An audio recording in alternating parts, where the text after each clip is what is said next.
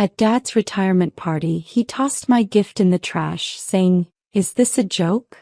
Inside was the deed to the vacation home he'd been dreaming about for 30 years. Please take a second to support our channel, hit subscribe and drop a comment saying where you're watching from. You're part of this story too. I watched Dad's retirement party unfold from the corner of the country club ballroom, my heart hammering against my ribs. The envelope in my purse felt like it weighed 1,000 pounds. Inside was the deed to that lakefront cabin in North Carolina, the one he'd circled in real estate magazines for 3 decades, the one Mom promised they'd buy, someday. That someday never came before cancer took her 2 years ago. I'd worked 3 jobs for 18 months. Every weekend, every holiday, every spare moment went into saving the $250,000. At 28, I had nothing. No savings, no social life, no relationship. But I had this gift, this one perfect thing that would show Dad I remembered his dreams. Anna. My stepmother Marjorie's voice cut through my thoughts like glass. She glided over in her designer dress, martini in hand, her smile sharp as a blade. "Why are you hiding over here? This is your father's big day." She'd only been in the picture for 14 months. Married Dad 6 months after Mom died. I bit back the familiar resentment, just waiting for the right moment to give him my gift. Marjorie's eyes flickered with something I couldn't quite read. How sweet. Though I'm sure whatever we got him will be hard to top. Her laugh was like wind chimes made of knives. We bought him a Rolex. $18,000. My stomach twisted. This wasn't a competition, was it? Around us, Dad's colleagues from the fire department raised glasses. 40 years of service, they cheered. Chief Mateo Bryant retiring at 63. My hero. I just wanted to make him proud. My older brother Julian arrived late as always, making his entrance with his wife Simone and their twin daughters. People swarmed him immediately. Julian, the successful corporate lawyer. Julian, who made partner at 35. Julian, who lived in the house Dad helped him buy while I scraped by in a studio apartment with mold in the bathroom. There's my son. Dad's face lit up in a way it hadn't when I'd arrived 3 hours early to help set up. He embraced Julian with the kind of warmth that made my chest ache. I remembered being 12, overhearing Dad tell Uncle Ray that he'd always wanted a son to carry on the family name. Julian got the college fund. I got community college and student loans that still haunted me. Julian got help with his down payment. I got, "You're so independent, Anna. You don't need our help." Mom used to balance it out, making sure I felt seen. But she was gone now. "Anna, come meet my boss," Julian called out, barely glancing at me. I walked over, fixing my smile. His boss, an older white man named Richard, shook my hand limply. "So you're the sister. What do you do?" "I'm a social worker at—" "That's nice," Richard interrupted, already turning back to Julian. "As I was saying about the merger." I faded into the background as usual. But tonight would be different. Tonight Dad would finally see me. Really see me. Marjorie was watching me from across the room. Her expression was unreadable, but something about it made my skin prickle. She whispered something to her daughter from her first marriage, Brittany, who'd just arrived. Brittany, who was only 25 but had Dad wrapped around her finger. The walls were closing in. I needed air. I stepped onto the balcony, letting the May evening cool my flushed face. The city lights of Atlanta sprawled below, indifferent to my small drama. I pulled out my phone and opened my photos, landing on one of Mom. We were at Lake Hartwell 5 summers before she died. Dad had rented a cabin for the weekend, the only vacation I remember us taking. He'd stood on the dock at sunset, arm around Mom, pointing across the water. "One day, baby. One day I'm gonna buy us a place just like this. We'll retire here, watch the grandkids swim, grow old together." Mom had squeezed his hand. 30 years of putting out fires. You deserve it, Mateo. I was behind them with my disposable camera, capturing the moment. The joy on his face. The hope. That image had driven me through every double shift, every missed birthday party, every sacrifice. Hiding again? Julian's voice startled me. He stepped onto the balcony, drink in hand. You know Marjorie thinks you're being rude. I'm not hiding. I'm just... Look, I know things have been hard since Mom died. His tone was diplomatic, lawyer smooth. But you need to accept that Dad's moved on. Marjorie makes him happy. You can't keep acting like she's the enemy. My hands clenched.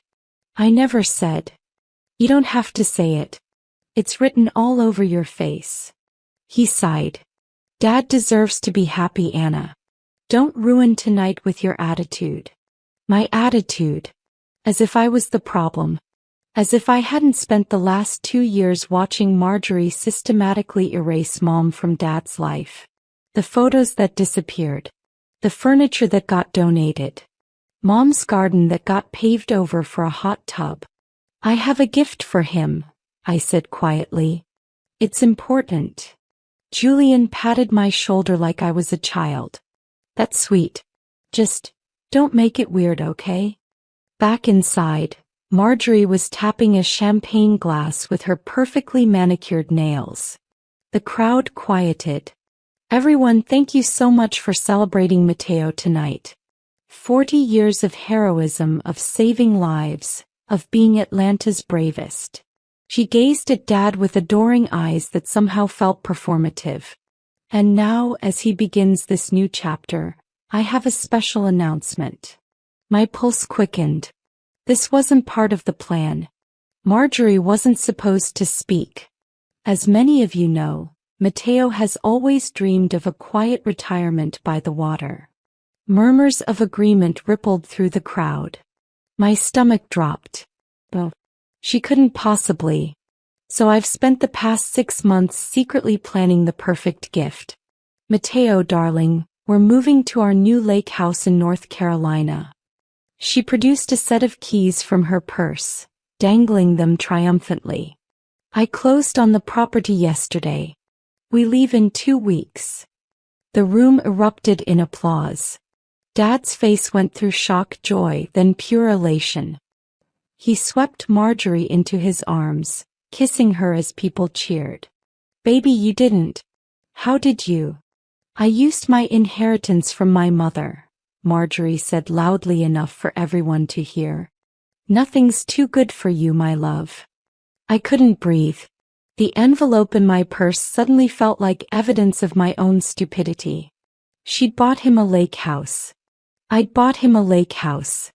But hers came with keys and applause while mine sat worthless in my bag. Brittany caught my eye across the room and smirked. She'd known. They'd all known. I'd been beaten at my own game and I hadn't even known we were playing. I cornered Marjorie in the hallway outside the bathrooms. My hands were shaking, but I kept my voice steady. Did you know? She turned to me, her smile evaporating. Did I know what, Anna? About my gift. About the cabin I bought him. I watched her face carefully. Nothing. Not even a flicker. Either she was an incredible actress or... Why would I know anything about your gift? Her voice was ice. Though I have to say the timing is unfortunate for you. But you'll still give it to him, won't you? I'm sure he'll appreciate the thought even if... She trailed off, letting the implication hang. Even if what? Even if it's redundant now. She checked her lipstick in a compact mirror. But don't let that stop you. I'm sure whatever you got him from your limited budget will be lovely. The condescension in her tone made my blood boil. I bought him a lake house too. In North Carolina. Near Asheville. The one he's been talking about for 30 years. Now I saw it, a flash of something in her eyes. Panic, anger, but it was gone in an instant. Is that so? Well, how coincidental.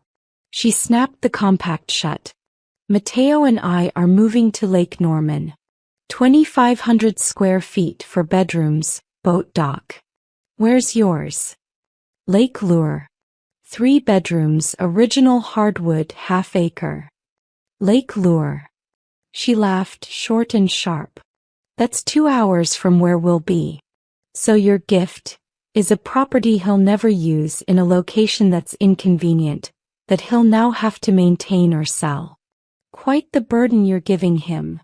I hadn't thought of that. Marjorie's house was where they'd actually live. Mine was, what? A consolation prize? A white elephant. She leaned in close. Here's some free advice, sweetheart. Return it. Get your money back.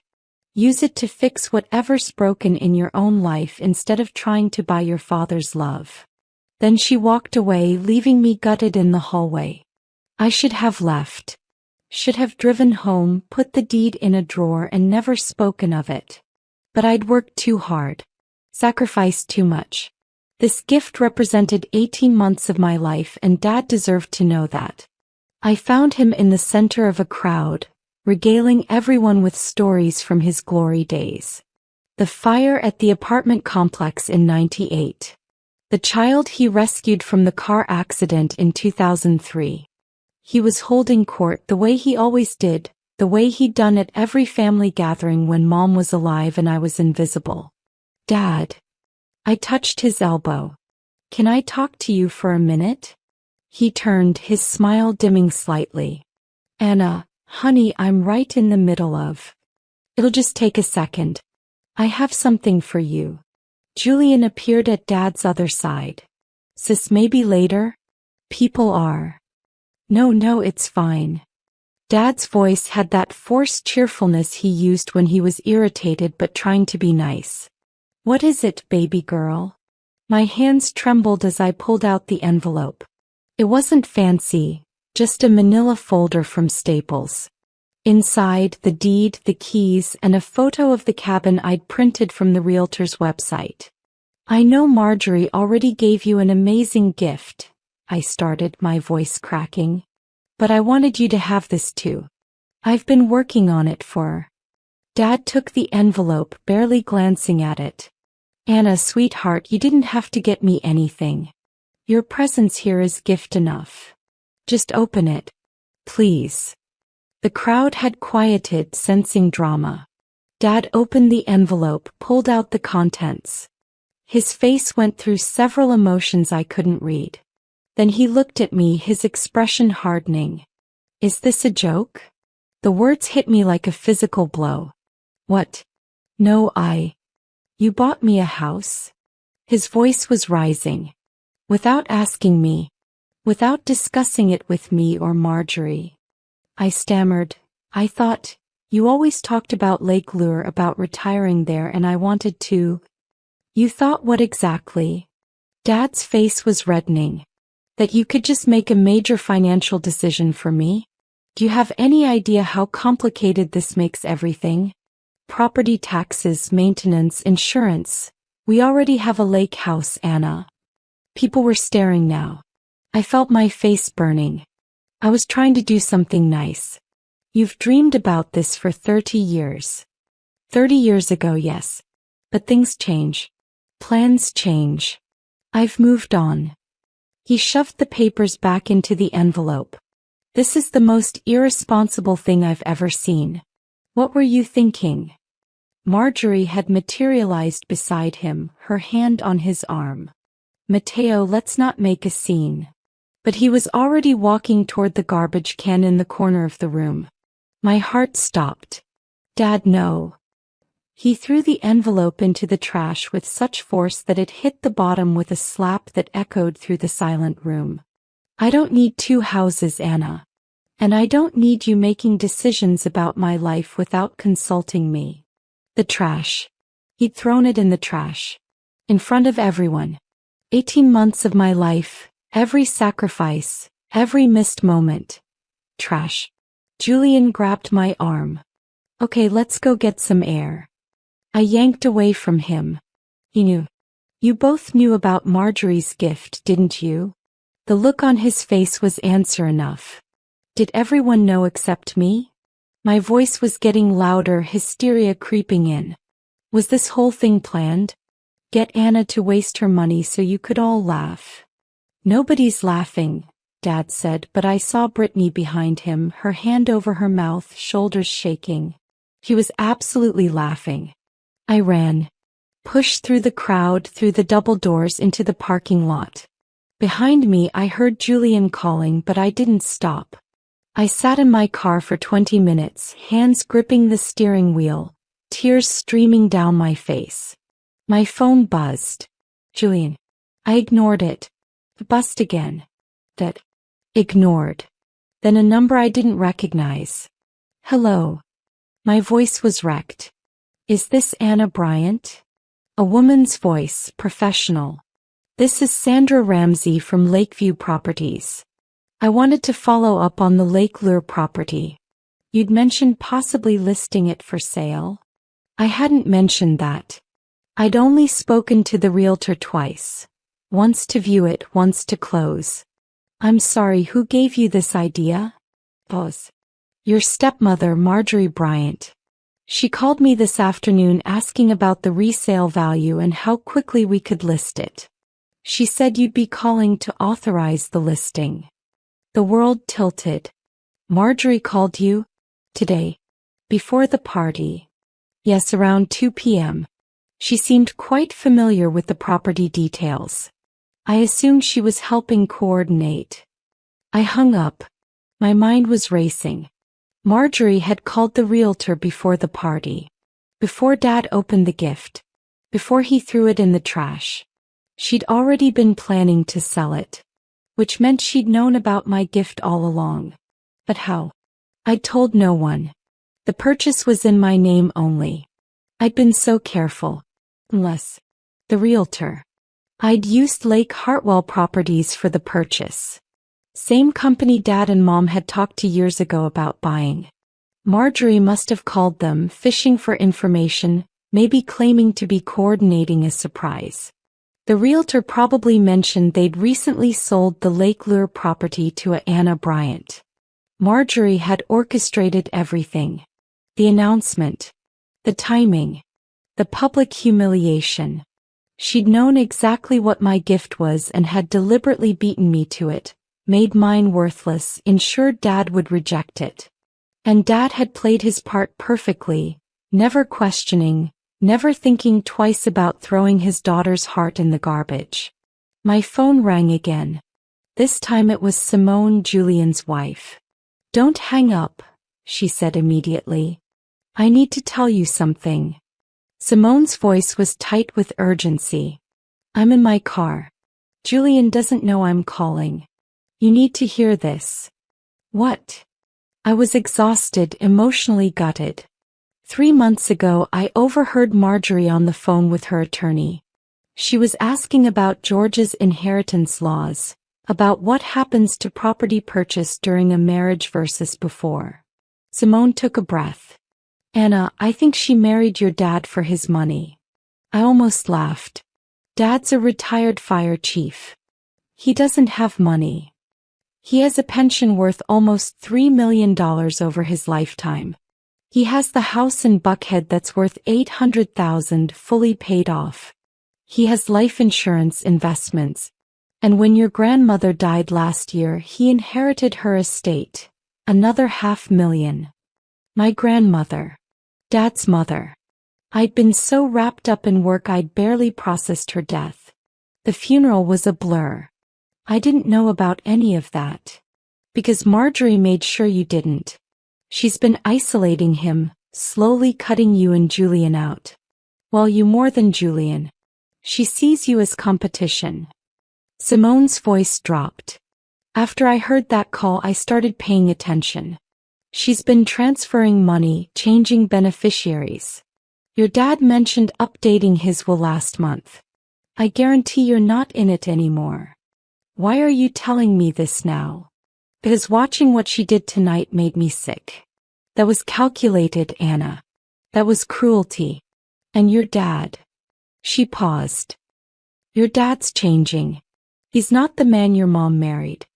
Marjorie's got him convinced that you're jealous, that you never approved of their relationship, that you're trying to cause problems.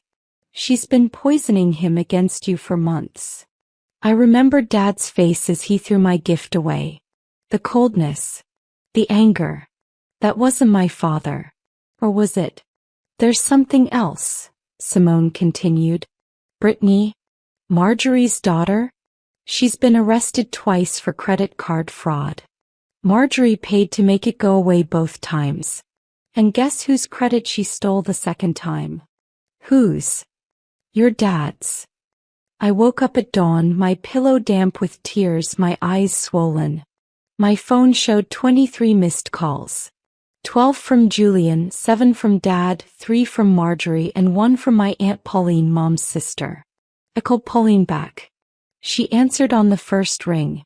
Baby, I heard what happened. I'm so sorry. How did you? Julian called me at midnight. Said you'd run out of the party upset.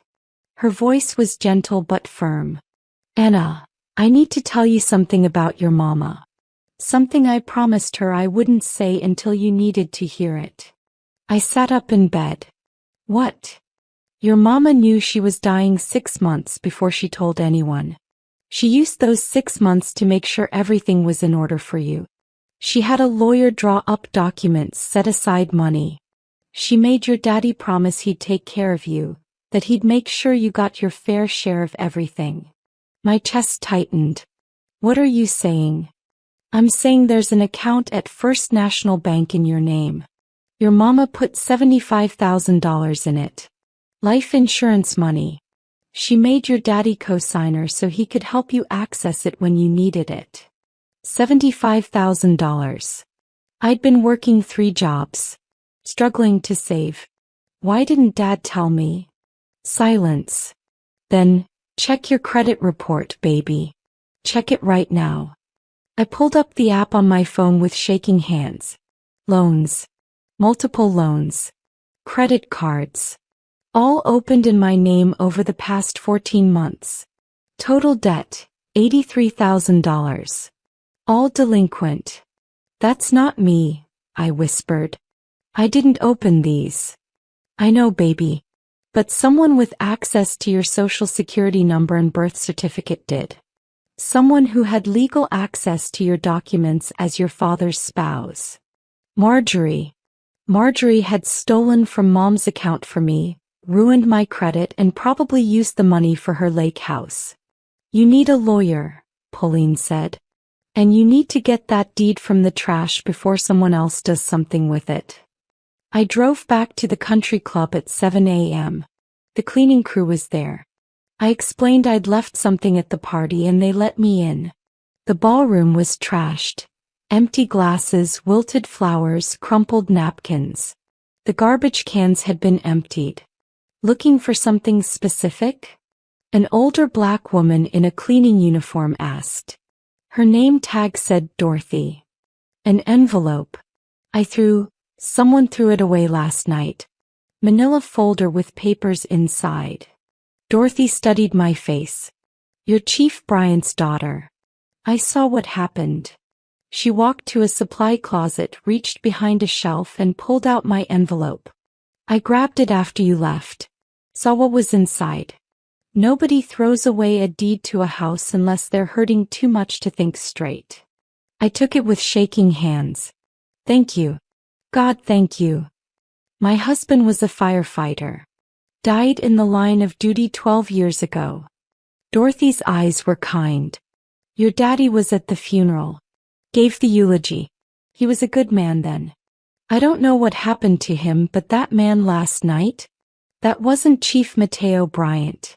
That was someone else wearing his face. I drove straight to a lawyer's office. I'd found one online who specialized in family law and fraud.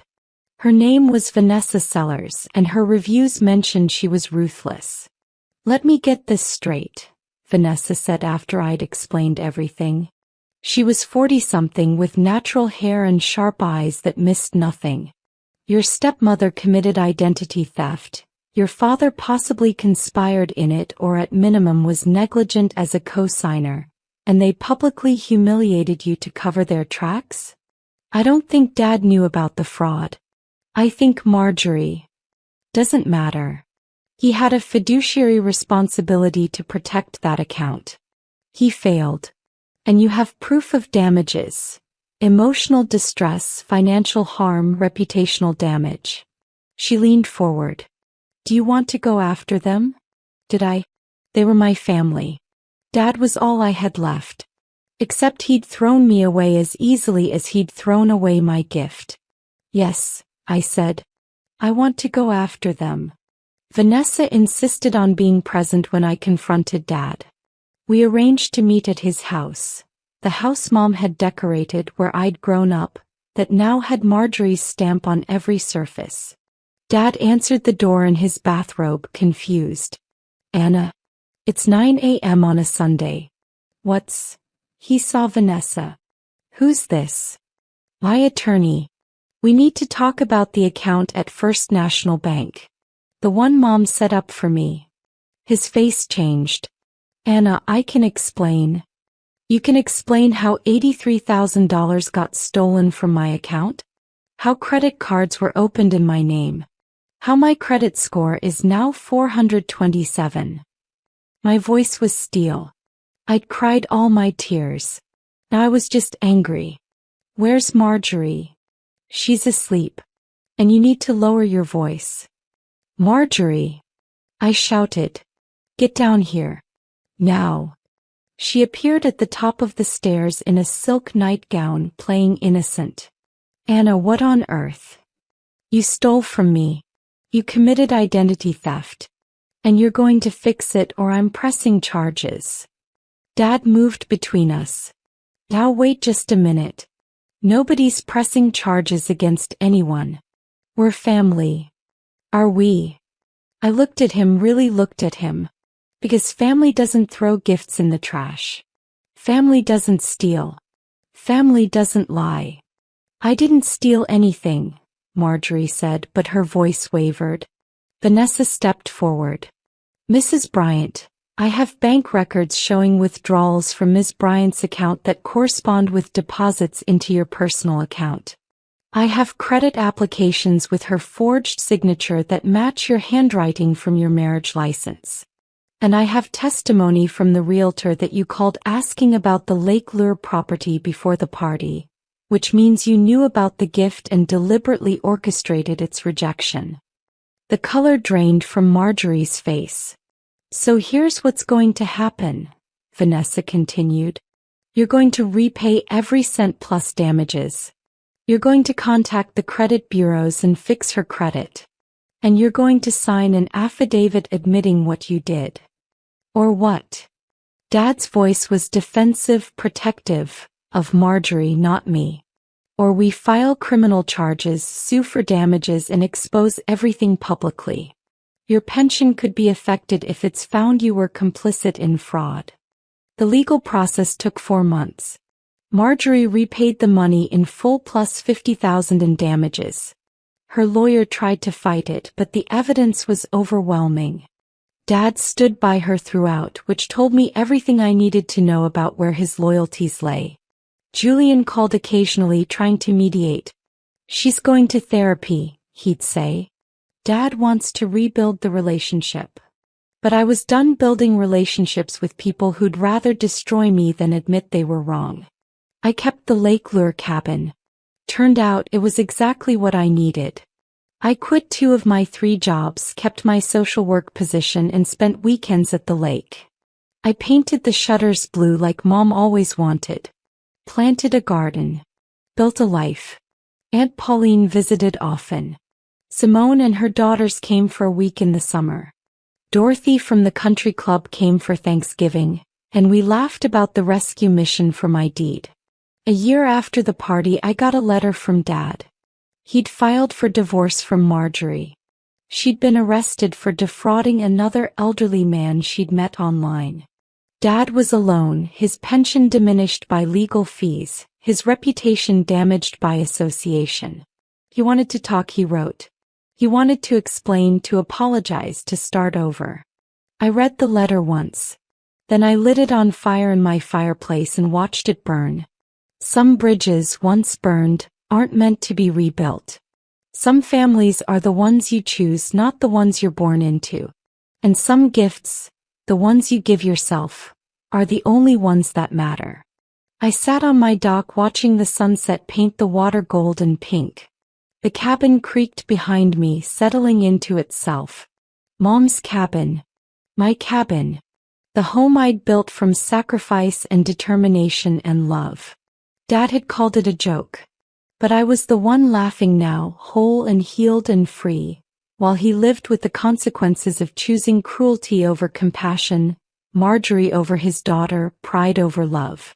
I'd given him the gift of his dreams and he'd thrown it away. So I kept it for myself. And discovered that sometimes the best revenge is living well, on your own terms in your own house with your own hard-won peace. The lake whispered against the shore. I whispered back, "This one's for you, Mama." And I finally felt like I'd come home.